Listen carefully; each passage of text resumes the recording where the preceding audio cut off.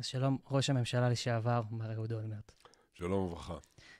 אז אנחנו נמצאים בעצם חצי שנה אחרי המתקפה האיומה של חמאס באותה שבת שחורה, וכראש ממשלה יש לך גם ניסיון עם הארגון הזה, ניהלת נגדו גם מערכה.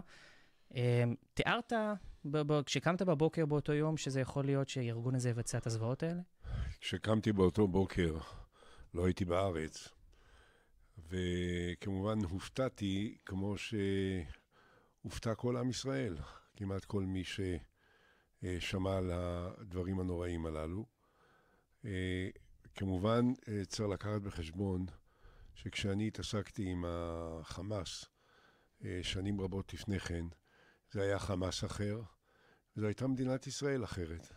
אנחנו לא השתעשענו באשליות ולא יצרנו איזשהו תדמית שווא של אפשרות להתנהל עם החמאס באיזה סוג של יחסי קרבה, איבה, שלפעמים קצת נלחמים ולפעמים קצת מלטפים.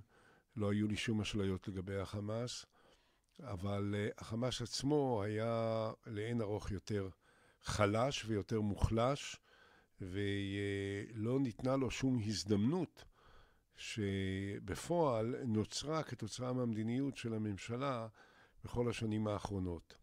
לכן כן, אני הייתי מופתע, אבל אני לחלוטין לא הייתי תמה על העובדה שהחמאס הרגיש שהוא יכול לעשות דברים בלתי שגרתיים, כי במידה רבה מאוד ממשלת ישראל נתנה לו את המשלול שדרכו יכול היה לנסות לעשות את הדברים האלה.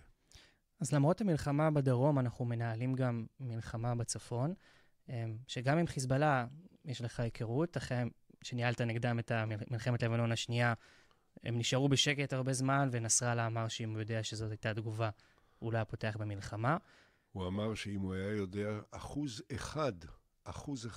מהתגובה שלנו, הוא לא היה פותח במלחמה. זה נכון. אז איך אתה רואה את המערכה בצפון? גם שם אתה לא מופתע?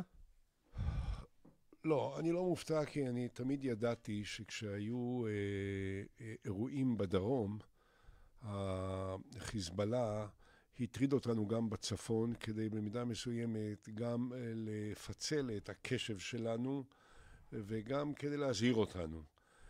גם ב-2006, למלחמה ב-2006, קדמה החטיפה של גלעד שליט, וכתוצאה מכך החיכוכים האלימים שהיו בינינו לבין החמאס בדרום, ואז היה צפוי שהחיזבאללה ינסה לנקוט בצעדים אלימים משלו, ואנחנו הכרזנו ביום שבו נלכד גלעד או נחטף גלעד שליט, אני הוריתי לצבא להכריז על כוננות עליונה בצפון, משום שהערכה הייתה, הערכה שלי, אבל שהיו שותפים לה גם הגורמים המודיעיניים והצבאיים, שהחיזבאללה עלול לעשות משהו כדי לפצל את תשומת הלב שלנו ואת הקשב שלנו, ולכן במידה מסוימת זה לא היה בלתי צפוי.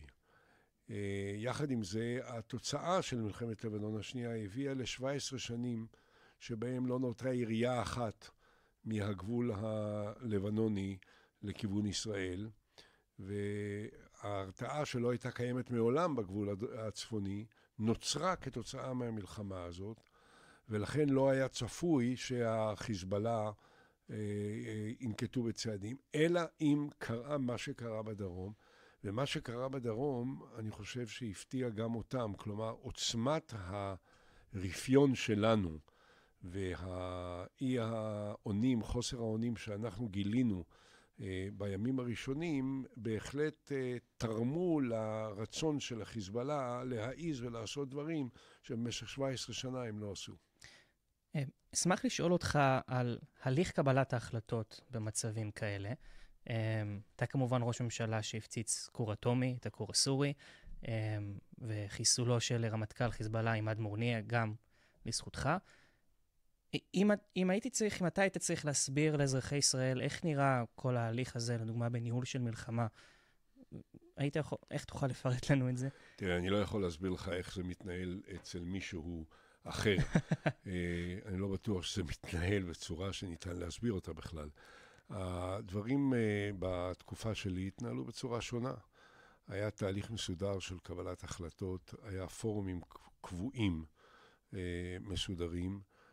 במלחמת לבנון השנייה, ביום הראשון של המלחמה, ברגע שהיום כבר לא כך זוכרים את זה, אבל כשפרצו האירועים שנחטפו גולדווסר ורגב, והיה מערב לטנק ישראלי שנגרם לעוד 8 הרוגים שלנו, והתחילה הפצצה כבדה של החיזבאללה לכל אורך קו הגבול הצפוני. כלומר, בעצם הם פתחו במערכה כוללת. בשלב הראשון אני אישרתי להגיב בהפצצות מהצד שלנו, אבל לא קיבלנו שום החלטה על מהלך, אלא זימנתי דיון, סדרה של דיונים.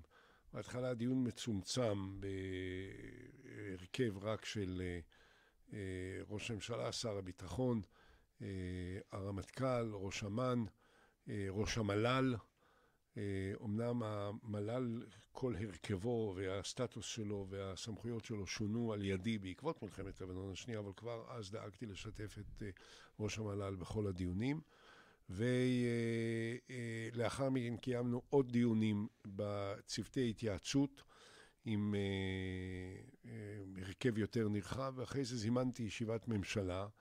בעקבות ישיבת הממשלה זומן דיון נוסף של בעצם הפורום המבצעי, כדי לקבל על ההחלטות האופרטיביות בתוך המעטפת של ההחלטות שהממשלה קיבלה בישיבה שהתקיימה לפני כן. וכלומר, הייתה סדרה של דיונים, ואנחנו השתדלנו לכל אורך הדרך, לכל אורך הימים של מלחמת לבנון השנייה, לקיים בצורה מסודרת דיונים, התייעצויות בפורומים שהיו רלוונטיים. אני הקמתי בעצם מעין קבינט מלחמה. הקבינט עצמו, נדמה לי, מנה 11 חברים. אני הקמתי פורום יותר מצומצם של 7 חברים, שכלל אותי, את שר הביטחון, את שר החוץ ושרת החוץ שהייתה גם ממלאת מקום ראש הממשלה, ואת השר לביטחון פנים, לביטחון המולדת, או לביטחון פנים, או לביטחון לאומי, תלוי, שהוא היה ראש השב"כ לשעבר, אבי דיכטר, את שר הפנים, ואת מי שהיה הרמטכ"ל ושר הביטחון, שאול מופז. זה היה ההרכב, וההרכב הזה היה דן בכל העניינים האופרטיביים. כשנדרשה החלטה יותר רחבה, יותר אסטרטגית, אז התכנס הקבינט בהרכב המלא שלו. איך אתה רואה את תהליך קבלת ההחלטות היום, כמישהו שיש לו ניסיון בזה, ורואה איך הדברים מתנהלים? תראה, ברור שמה שמתנהל עכשיו, זה, נתחיל מזה שהיום יש חוסר אמון מוחלט של כל האישים המרכזיים זה בזה.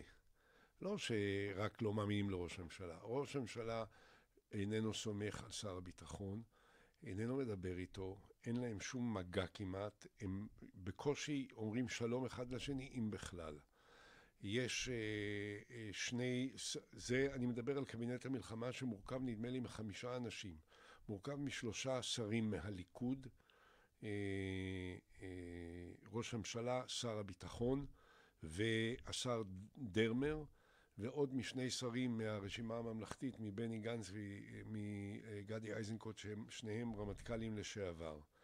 הם לא מאמינים לראש הממשלה, ראש הממשלה לא מאמין להם, ראש הממשלה לא מאמין לשר הביטחון. כלומר, יש פה מצב של חוסר אמון טוטלי. עכשיו, זה הפורום שבעצם מקבל את ההחלטות, כאילו שמקבל את ההחלטות. בפועל, מה שקורה הוא, יש עוד איזה 4 או 5 משתתפים. אני מדבר כרגע על נבחרי הציבור. כמובן, משתתפים ראש המוסד, וראש השב"כ, וראש אמ"ן, והרמטכ"ל, וראש המל"ל, שזה בהתאם לחוק שקבע את סמכויות המל"ל, אבל בנוסף לזה משתתפים נדמה לי עוד איזה 3 או 4 שרים על תקן של משקיפים. בעצם יש אחד שמשתתף שהוא על תקן של משקיף מבלי שהוא שר או מבלי שהוא ממלא איזשהו תפקיד פורמלי אחר, וזה השר דרעי, שאני לא בדיוק יודע מה. כלומר, יש פה ערבוביה שלמה, יש פה אי הבנה טוטלית באשר לחלוקת הסמכויות, ולכן גם באשר ללקיחת האחריות. כלומר, יכולים לשבת שם אנשים שאולי ההשפעה שלהם תהיה מכרעת לגבי קבלת ההחלטה, אבל אין להם שום מעמד פורמלי כחברי קבינט או כשרים בממשלה. לכן כל העניין הזה הוא עניין בלתי ראוי בעליל, שנראה לי כמו חלק מהאנדרלמוסיה, שמלכתחילה יצרה את הרקע שאפשר את האסון הגדול הזה, ולאחר מכן היא בעצם מסבירה גם את החוסר האונים בניהול המערכה הזאת על ידי הממשלה. אז ציינת מקודם את אי האמון בין השחקנים השונים בקבינט המלחמה, אבל יש גם אי אמון מהקהילה הבינלאומית. אפשר לראות את זה כמובן אצל ידידתנו הגדולה ביותר, ארצות הברית. עד כמה זה חשוב בשביל שנוכל להמשיך את המערכה הזאת? תראה, אנחנו מתיימרים להתנהל כאילו אנחנו עצמאים לחלוטין, ואף אחד לא יכתיב לנו וכדומה. בכל זאת, ב3 ימים הראשונים, כשנוצר חשש, או הייתה דאגה שמא זה תתפתח למערכה כוללת רב-זירתית, עם איראן באופן אקטיבי, ועם החיזבאללה ואחרים, אז ארצות הברית קרבה למזרח התיכון 2 נושאות מטוסים וגם צוללת אטומית, כדי להזהיר את הגורמים שיכלו לשקול הצטרפות למערכה הזאת, שיש להם עסק לא רק עם ישראל אלא גם עם ארצות הברית, וזה לא דבר שהם בדיוק פיללו לו. ולכן אני חושב שזה, ואנחנו נהנחנו הנחת רווחה גדולה מאוד, והודנו מקרב לב לנשיא ארצות הברית, שגם בנוסף למהלכים האלה נשא נאום מרגש ביותר של תמיכה והזדהות והצדקת התגובה הישראלית. עכשיו, בנוסף לזה, אנחנו נתפסנו במצב של מחסור חמור בחימושים וציודים שנדרשים למלחמה ממושכת או לפעולה ממושכת. ארצות הברית הטיסה לישראל, לפי דעתי, במשך התקופה הזאת, למעלה מ-250 פעמים מטוסי גלקסי, שזה אולי פי 5 יותר, או יותר מפי 5, יותר ממה שהם עשו לנו, סייעו לנו במלחמת יום כיפור, שהתנהלה נגד 2 מדינות גדולות, גם מצרים מדרום וגם סוריה מצפון. הם שלחו לכאן כמויות אדירות של נשק, רובן באמצעות מטוסים, כדי שזה רכבת אווירית שתגיע מהר, אבל לא רק במטוסים, גם באוניות שהביאו לכאן ציוד. כלומר, התלות שלנו בארצות הברית היא תלות עצומה, משום שאין למדינת ישראל את היכולת לשמור במחסני החירום שלנו את הכמויות האדירות של נשק שאנחנו נזקקים להם, במיוחד כאשר המערכה בצפון עוד לא התרחבה, אבל אם היא עלולה להתרחב, ולכשהיא תתרחב ותקבל ממדים אחרים, אז בלי סיוע מסיבי של ציוד אמריקאי, חימוש אמריקאי, יהיה לנו קשה מאוד להתמודד. לכן, קודם כל, הסיוע של הידידות שלנו הוא קריטי. עכשיו, ברור שהסיוע הזה ניתן לנו לא רק מטעמים של הזדהות ערכית ושל מורשת ומסורת של יחסים ארוכי שנים עם מדינת ישראל, אלא גם בגלל אינטרסים. הרי ברור לחלוטין שמי שדוחף את הפעילות, גם של החמאס, גם של החיזבאללה, גם של המיליציות האיראניות בסוריה וגם בעיראק וגם החות'ים, זאת איראן, ממשלת איראן, שהיא בוודאי נמצאת בחזית מול ארצות הברית וגם מול הידידות הקרובות של ארצות הברית באזור שלנו, כלומר גם האמירויות וגם ערב הסעודית וגם בחריין וכו'. ולכן לאמריקאים יש כאן מצד אחד אינטרס לעזור לנו, אבל גם מצד שני אינטרס להגדיר עד כמה שאפשר את גבולות המלחמות הללו, כדי שהדברים הללו לא יצאו מידי שליטה, ויכול להיות שיקבלו ממדים שהם מעל ומעבר למה שרצוי, כדי להבטיח לאורך זמן את היציבות שהאמריקאים רוצים להחזיר לאזור שלנו. כנ"ל גם לגבי בני הברית האירופאים שלנו. האנגלים הפעם התייצבו לטובת ישראל בצורה שאין לה תקדים כמעט, ביחסים שלנו עם בריטניה. במשך שנים רבות ביותר, בריטניה הטילה אמברגו על משלוחי נשק לישראל מאז מלחמת לבנון הראשונה. והאמברגו הזה היה קיים שנים רבות. ותוך כדי האמברגו האנגלי על ישראל, נפתחה, אם זכור לך, מלחמת אנגליה נגד ארגנטינה באיי פולקלנד בדרום אמריקה. ואז התברר לאנגלים שהארגנטינאים משתמשים בין היתר באמצעי, בחימושים ובטילים שהם נמכרו להם על ידי ישראל. אז האנגלים דרשו מישראל להפסיק את אספקת הציוד לארגנטינאים, ואנחנו אמרנו, זה ציוד שסיפקנו להם במסגרת של הסכמים שהיינו חתומים עליהם ושאנחנו מחויבים להם. אז האנגלים אמרו, תפרו את ההסכמים. ואנחנו אמרנו לאנגלים, איך אתם מציעים לנו להפר את ההסכמים? הם אמרו, תעשו להם מה שאנחנו עשינו לכם. וואו. אנחנו הפרנו לכם הסכמים, עכשיו אתם תפרו לארגנטינאים. כלומר, הם אמרו, אם אנחנו היינו מנובלים, מותר גם לכם להיות מנובלים כלפי צד ג'. אבל האנגלים האלה של פעם, היום שונים לגמרי. רישי סונאק, שהוא ראש ממשלת אנגליה, גילה הזדהות עצומה. בא לבקר בישראל, שזה לא דבר מובן מאליו בשביל ראש ממשלה האנגלי. שר החוץ שלו היה פה כמה פעמים, ואנשים ממלאי תפקידים בכירים, חברי פרלמנט וכו'. אותו דבר נשיא צרפת, אותו דבר קנצלר הגרמני. כלומר, המעטפת של התמיכה הבינלאומית הייתה חיוניות. קודם כל, כדי ליצור את התדמית הברורה כלפי היריבים שלנו, שמדינת ישראל לא נלחמת בהם לבד, אלא שאנחנו נלחמים בסיוע המסיבי של כל הארצות המערביות, החשובות והחזקות.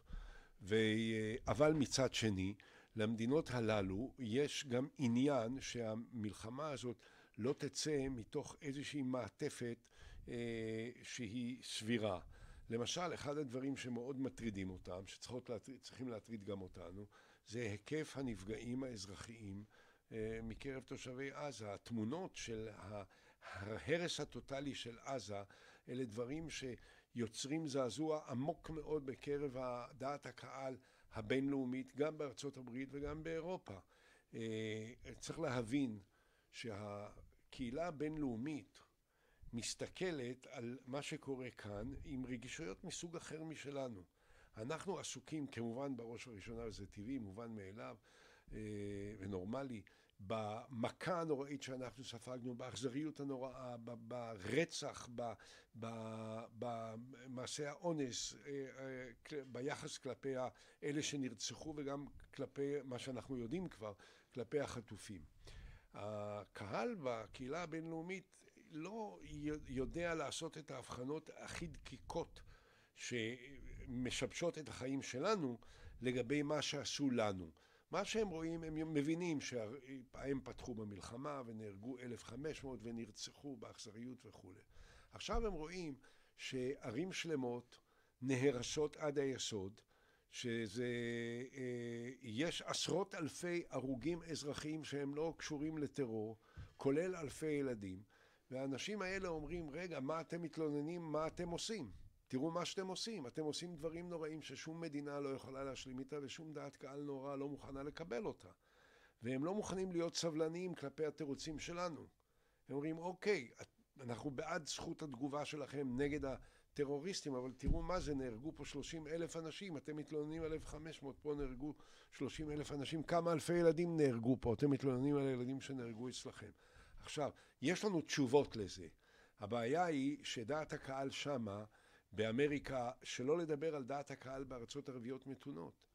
קשה לה מאוד להשלים עם הדברים האלה, וזה משפיע גם על עמדת המנהיגים, וזה יוצר מצב שהמנהיגים אומרים, רגע, אוקיי, אתם ישראל, אתם רוצים לעשות את כל זה, אתם חושבים שזה חיוני לכם. מה האופק המדיני? מה השלב הבא? מה אתם מתכוונים לעשות? אוקיי, אתם הורגים, אתם רוצחים, אתם משמידים את החמאס, כל הכבוד לכם, תמשיכו. נתנו לנו כבר גילו סבלנות של חצי שנה, זמן שהוא ארוך לאין שיעור מהזמן שרבים חשבו שיאפשרו לנו כדי לנהל את המלחמה הזאת. אנחנו אומרים, אוקיי, נניח תרסו את כל החמאס, לא יישאר אף חמאסניק אחד בחיים. מה אתם עושים הלאה? יש 6 מיליון פלסטינים, מה אתם מתכוונים לעשות? מה אתם רוצים לעשות? מדינת ישראל לא נותנת תשובה, לא מציעה עמדה, לא מציגה חזון, לא מציגה אופק מדיני. זה דבר שהארצות האלה אומרות, רגע, סליחה, אנחנו לא משרתים שלכם, אנחנו שותפים שלכם. אם אתם לא מוכנים לשתף אותנו באופק המדיני, אז אנחנו נשקול מחדש את עמדתנו. וזה מה שמתחילים להגיד גם האנגלים וגם הצרפתים וגם הגרמנים וגם האמריקאים. והאמריקאים הם חיוניים לנו, אנחנו יכולים להתקיים בלי העזרה הצבאית של אנגליה, צרפת וגרמניה. אנחנו יכולים להסתדר. אני לא בטוח שאנחנו יכולים להסתדר בלי העזרה הצבאית של אנגליה, של ארצות הברית. והיום נוצר חשש שאנחנו נעמוד בפני שוקת שבורה. אז בעצם הזכרת הליך מדיני, וזה מה שניסיתי לתפוס אותך באמצע. אתה האחרון שניסה כראש ממשלה. זאת אומרת, מאז כבר כמה עברו בערך 15 שנה. לא ניסינו, הכל עומד במקום. עד כמה לדעתך זה קריטי לעתידה וביטחונה של מדינת ישראל? תראה, אין לי ספק שבלי איזשהו אופק מדיני שאנחנו מסוגלים להציג, אנחנו נהיה במצב בלתי נסבל. אני אף פעם לא דיברתי, אני לא מדבר, אני גם לא חושב ככה, אני לא משתף באיזשהם חששות לעצם קיומה של המדינה. והמחשבות על רילוקיישן, על לעזוב את זה וכו', זה הכל זר לי ומנותק ולא שייך אליי.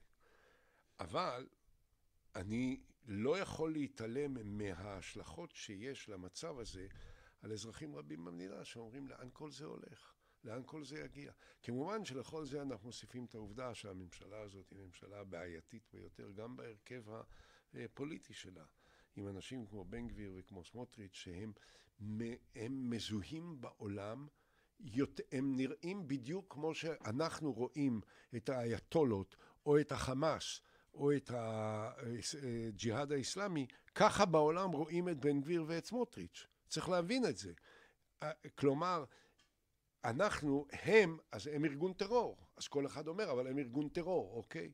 אנחנו לא ארגון טרור, אנחנו ממשלה. חלק מכריע, משפיע בממשלה שלנו, מזוהה, כאילו הם חמאסניקים או ג'יהאדיסטים או טליבנים או אל-קאידה או דאעש, כגורמים שהם תומכים בהרג אזרחים פלסטינאים ביהודה ושומרון, בלינצ'ים לכפרים ערביים. זה הכל לא המצאות, זה דברים שהם אמרו במו פיהם.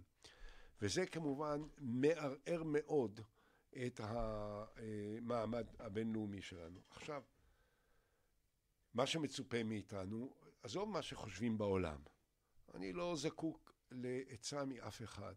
אני, אזרח ישראלי, מסתכל על המציאות ואומר, רבותיי, אם אנחנו לא נהיה מוכנים להציע איזשהו אופק מדיני, נגזר עלינו להיות מדינה כובשת, משעבדת, של 6 מיליון פלסטינאים שרק מספרם ילך ויגדל, שזה יביא לנידוי, לבידוד ולחרם טוטלי על מדינת ישראל. כבר היום אני אומר לך שאם ישראלי כמוני, כן? רוצה לבוא לבקר בקמפוס אמריקאי, זה כמעט בלתי אפשרי. לא רוצים לראות אותנו, לא רוצים לשמוע מאיתנו. אני הייתי עכשיו באנגליה, באוקספורד. היו 10 שוטרים שצריכים לשמור עליי מפני הסטודנטים האנגלים, שחלקם יהודים דרך אגב, שהוזמנו, הם הזמינו אותי כאורח שלהם, אבל כולם היו עוינים.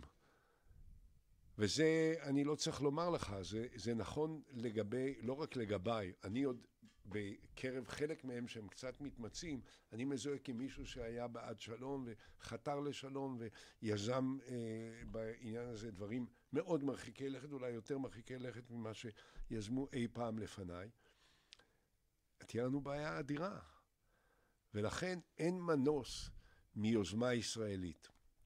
אני לא אומר שהפלסטינאים הם קלים, ואני האחרון הסנגורים שלהם. אני לא סנגור שלהם ולא תומך שלהם. הם אויבים שלנו. הם אויבים. הם גם מתנהגים כמו אויבים.